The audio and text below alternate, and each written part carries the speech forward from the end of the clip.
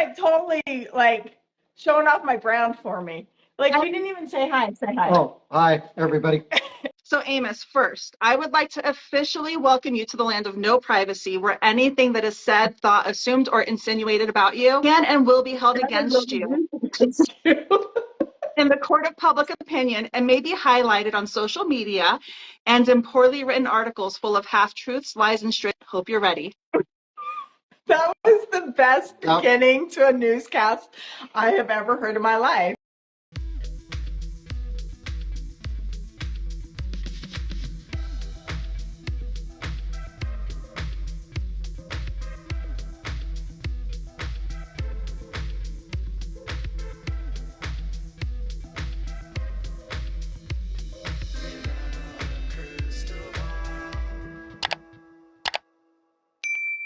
Hey friends, it's Katie from Without a Crystal Ball. Welcome back to my channel. It is Monday, January 22nd, 2024.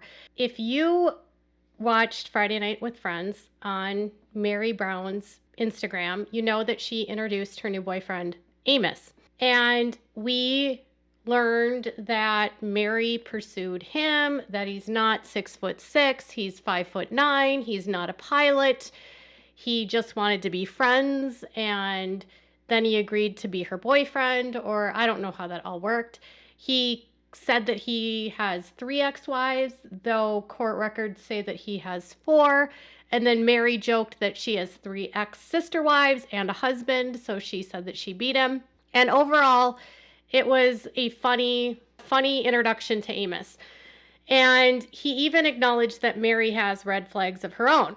So we'll talk more about their Friday Night with Friends in a separate video, but in this video, I want to talk about how one of his ex-wives spoke to The Sun last week about him, and I also want to say that after this came out, I went ahead and looked up their divorce records to verify if any of what she was saying was true, and I found something interesting in their divorce decree that seems problematic for her, and I don't mean that in a good way. Last week, we talked about how press was beginning to come out about Meri's new boyfriend, Amos.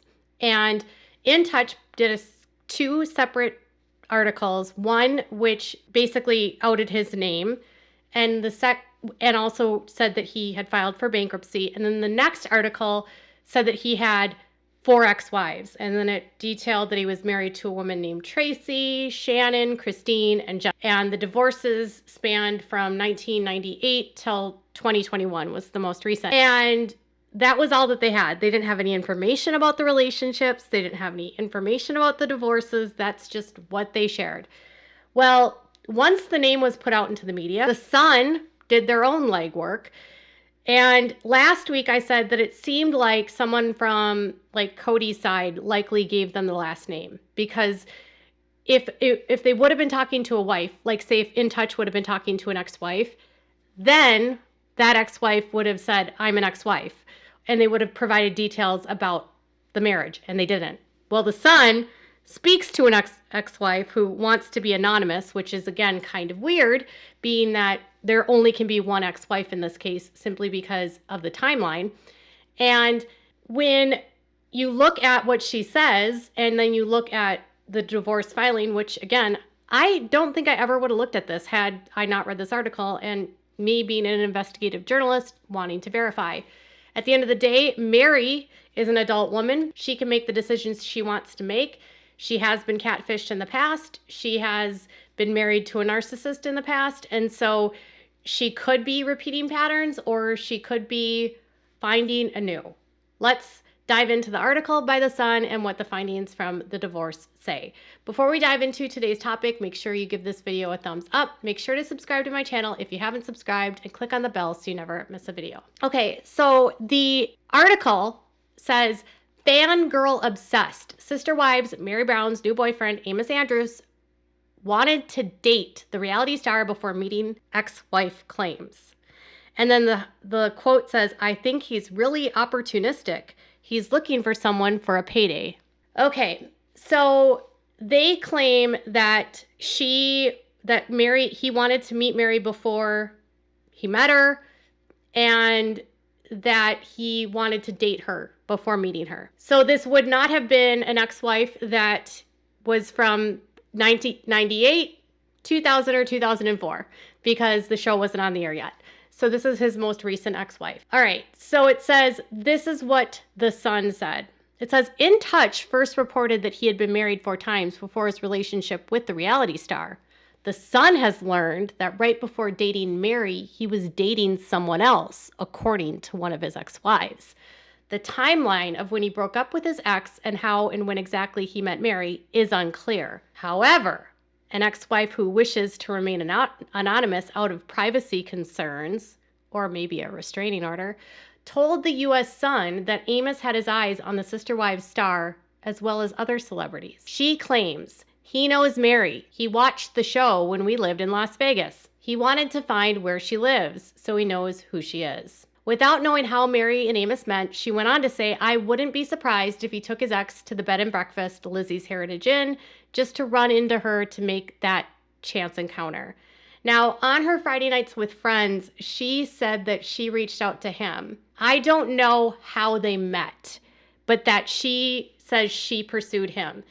So I don't know. Her assumption here that he did this doesn't actually ring to reality of what Meri says happens. Now, the ex-wife claims that he loved reality stars and he was a big fan of the show. She said he's a fan of Sister Wives and all the Real Housewives.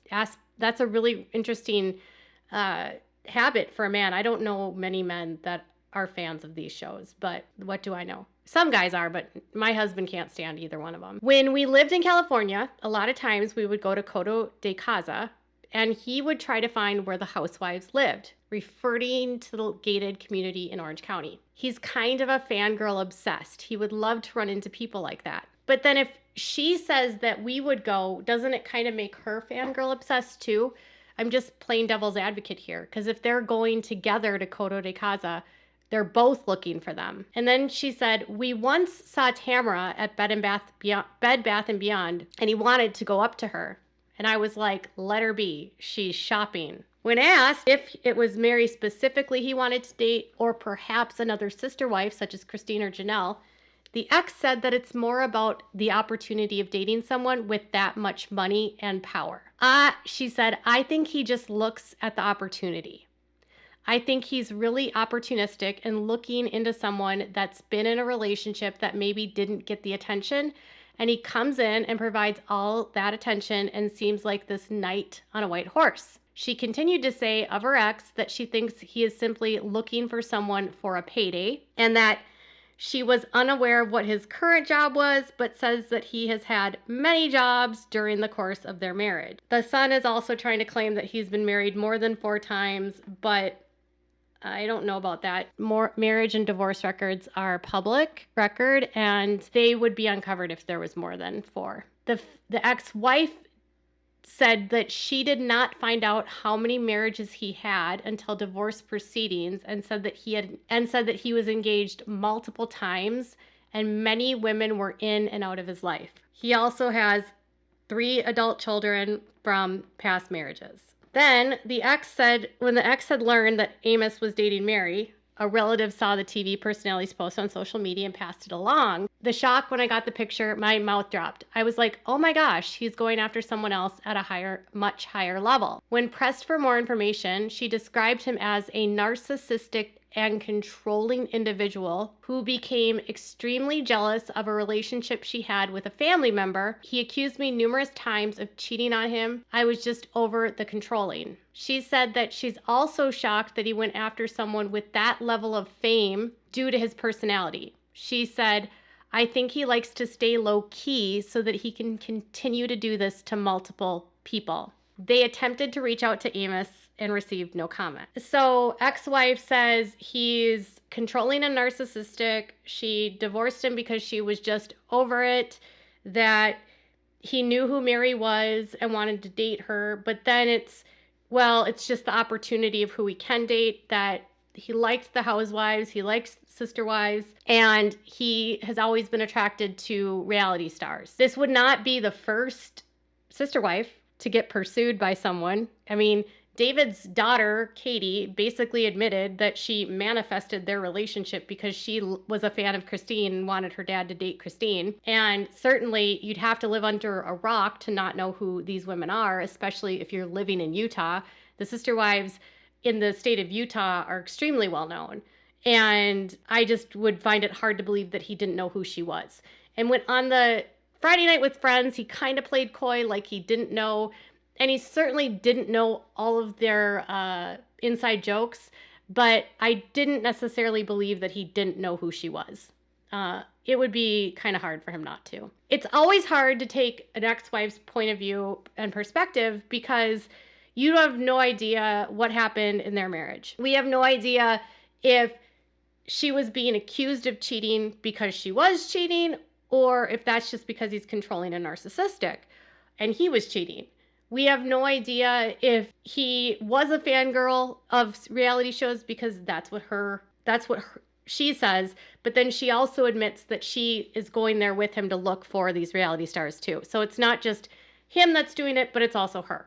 And then she says that he's going after another woman with more power and money or whatever. I don't know if he's had another woman in his life with more power and money. And she also says that he had another girlfriend just before he was with Meri, which might explain why he just wanted to be friends with Meri in the beginning. So I always get a little bit weirded out when somebody's ex is immediately speaking to the tabloids right after news comes out about something. And if someone is your ex and they are your ex, paying attention to what they're doing all the time, I don't know. I mean, I have ex-boyfriends and I have no idea what's going on in their lives. So I'm just going to put that out there. So I went ahead and I looked at their divorce records. And Amos and Jennifer, this is Jennifer, they divorced in 2021. Now, she doesn't want to be identified because of privacy concerns, but he didn't have any other wives that he was married to while the show was on the air. It was only her. And so when I looked up their divorce and I got a copy of their divorce decree, I found something interesting. Now, in the state of Utah, every single person that gets divorced automatically gets what's called a domestic injunction relief. It's basically restraining parties on both sides from not spending money, from not disparaging one another, maintaining civility during the court proceedings. Under the law, both parties can agree to remove the injunction after the divorce decree is finalized and the judge agrees to it and signs off on it, okay? And in this case, their actual findings of fact and conclusions for their divorce includes a mutual restraining order. And when I saw this, I thought it was interesting because I've looked at a number of different divorces in the state of Utah. I know that the domestic relations injunction is standard because Ruby and Kevin Frankie have one. So I knew that would be normal. For the decree to include that is not normal and would have to be something that was added by the petitioner and agreed to by the respondent. And if it's one-sided, it would be petitioner is being protected from the respondent. So his ex-wife would be protected by him. But in a mutual case, it's protecting both parties from the other. So there could be history of something in this relationship that was not healthy. Now, their reason for getting a divorce was irreconcilable differences. So there are justifications in Utah where you can use DV as a reason, but this was irreconcilable differences. The 13th point on their divorce decree says both parties shall be mutually restrained from attempting, threatening, or committing domestic DV against the other party. This includes stalking, harassing, or physically harming the other party. Neither party shall enter the other party's place of residence without written permission. Any communication between the parties shall be civil in nature. Swearing at the other party, name-calling, and derogatory language are never considered civil and reasonable in time, length, and frequency. Neither party shall access electronic accounts in the other party's name, including social media, email accounts, financial accounts, utility accounts, and medical accounts or medical accounts. Neither party shall distribute the other party's image or personal information. Neither party shall conduct any sort of transaction or make any type of agreement or contract in the other party's name.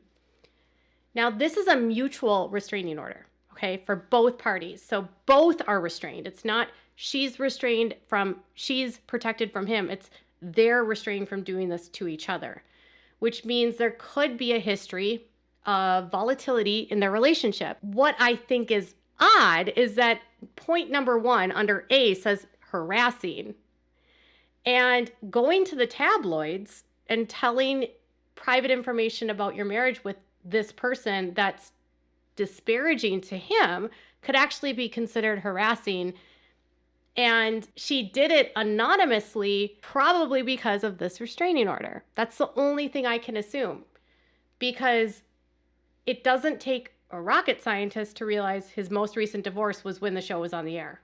And the show didn't start until 2010, and his last divorce before this was 2004, and he didn't get married again until 2016. So there's really no one else it could be. It says also that neither party shall distribute the other party's image or personal information. Now, she didn't distribute any personal images, but she did give out personal information. She shared information about their marriage. She called him narcissistic and controlling. She said that he was fanboy obsessed with reality shows, that he is opportunistic and looking for a payday, that he has a myriad of women coming in and out of his life, that she was shocked that he would go after Meri because he's such a private person and he likes to stay low key so that he can do this to other women. Basically, the message I was getting from ex-wife was he is like a con man that just goes from woman to woman to woman and uses them for opportunity for money. And that he sees Meri as an opportunity for money because of her status on the show. And that he was obsessed with Meri before meeting her, but then also says that it could have been anyone from the show. So I don't know what to think about what ex-wife says. I just think it's interesting that an ex-wife with a mutual restraining order would speak to the tabloids. I don't want to discount her concerns or what she's brought up about him, but I also say there's always two sides to a story. Now, did he say that he has 3 ex-wives when he really has 4? Yes, maybe he doesn't consider his 3rd ex-wife, the one that he has no kids with, an ex-wife. I have no idea. He admitted to the bankruptcy, and I don't know beyond what she's said and what the reality is of what's true. Meri is an adult, and she's going to have to live and learn. And Meri also has her own red flags. You know, she comes from polygamy. She has a whole lot of baggage in her life where she was an ex-wife of Meri Brown, who's a raging narcissist. She has a lot of people in her life that are in the polygamy world that are not the most safe people.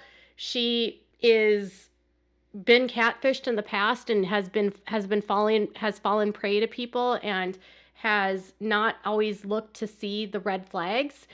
But she also has people in her life like Jen that might help her on this. So at the end of the day, she's going to have to make the decision she makes. And if he's this person, only time will tell. You know what I mean? Like, we're only going to know in time if this is the guy who the ex-wife says it is. But if I were the ex-wife and I had a restraining order against me that's mutual, the last thing I would be doing is going to the tabloids to talk about him. Even if he was the worst guy in the world, to just put it out there seemed to be counterproductive to their divorce decree. And technically, she could be held in contempt of court if he wanted to go to court over this. Not a smart move for her. Under being anonymous for privacy concerns, it's very easy to know it's her. So you decide what you think. I think Meri needs to figure it out on her own, and it's none of my business. I'm just telling you what both sides of the story are so you can make your decision. And Meri, if she's being conned, we'll figure it out. If she isn't being conned and it works out, great. They're not married. They're not engaged. They're just dating. Meri is an adult, and she will have to, like I said, live and learn. Tell me what your thoughts are in the comments below. Bye.